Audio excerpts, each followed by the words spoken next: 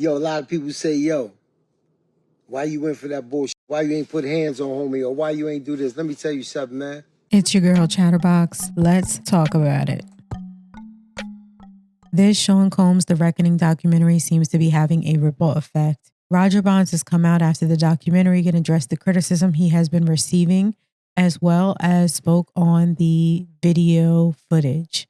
Now, I will say anybody that is in the orbit of Sean Combs, Diddy, Puffy, Puff, however you came to know him, love, I am cautious of, because a lot of these people did business with him for a very long time. But it looks like Roger Bonds is explaining why he stayed for so long. Yo, a lot of people say, yo, why you went for that bullshit? Why you ain't put hands on homie? Or why you ain't do this? Let me tell you something, man. Shout out to my man D. See, when I first started being around Puff, my man D, the general, the official general from Rough Riders, pulled me to the side.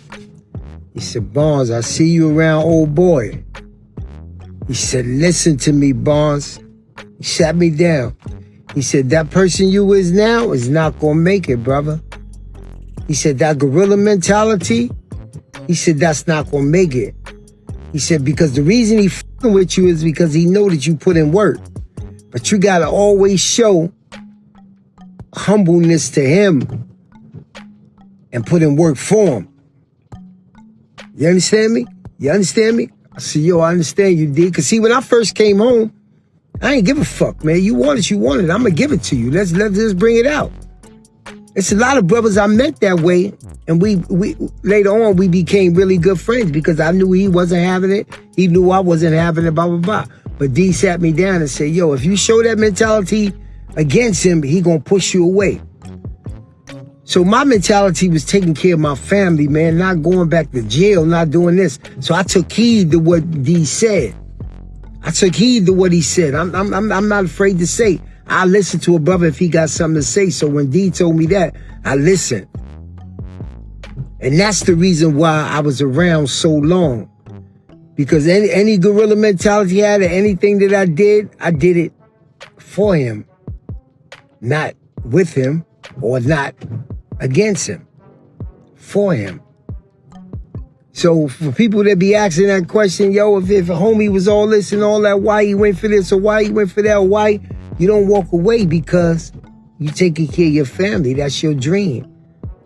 Period, point blank. Even though he was receiving the online criticism, he did it for the money and was trying to provide for his family. At least he's owning why he stayed around and owning that he benefited from being around Puffy. He later went to talk on live about the video footage, and here's what he had to say. Yo, Bonds, yo, man, yo, how 50 get, blah, blah, blah. Yo, Puff, take this self doing that. Let me explain something to y'all.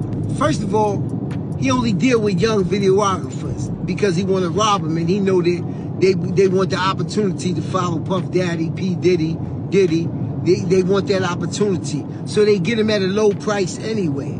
But when you stay out so many hours a day, Puff wants a videographer with him 24 hours a day on call. Whether we on a yacht, whether we on a ship, wherever we at, he wants to videotape that, right? So now, they come to agreement. They come to whatever the pay is going to be. But then it be so many hours on that invoice that he don't want to pay. He gets in touch with the office. He gets in touch with the chief of staff. Yo, what is this I'm paying? What is this I'm paying? You know what you paying. You was outside all of these hours. It's 160 something hours in a week. You was outside 140. That's the invoice he put in.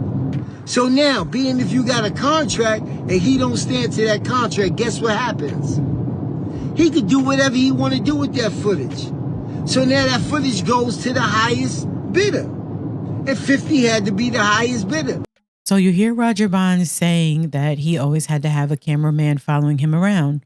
But it seems like that didn't just start right before the trial, because if you remember back in the day, Puffy had started vlogging and doing what he called Diddy TV, even buying the domain diddy.com to where he was putting his content on there and filming himself out in New York, going to Burger King, even to being in the bathroom. Love just taking walks out in the street in New York, seeing the people, enjoying the fresh smell, a New York stench. You can make it here, you can make it anywhere. Look like this mother right here. Let's get a close-up of him. This is what you call the press play. I ain't doing shit but getting a cut. I thought I'd just show y'all me getting a cut. This type of shit I show y'all on my space. You know, when two kings get together, you know they gotta do it in a special way. Are you getting my wop up? Cause you sure ain't moving. You ain't moving. Oh. Diddy blog number 34. Diddy blog number 34. Always wash your hands. See you next time. Distribute information needs to also change, but it needs to be a happy balance. What's up, baby? How you doing? Hey, yo.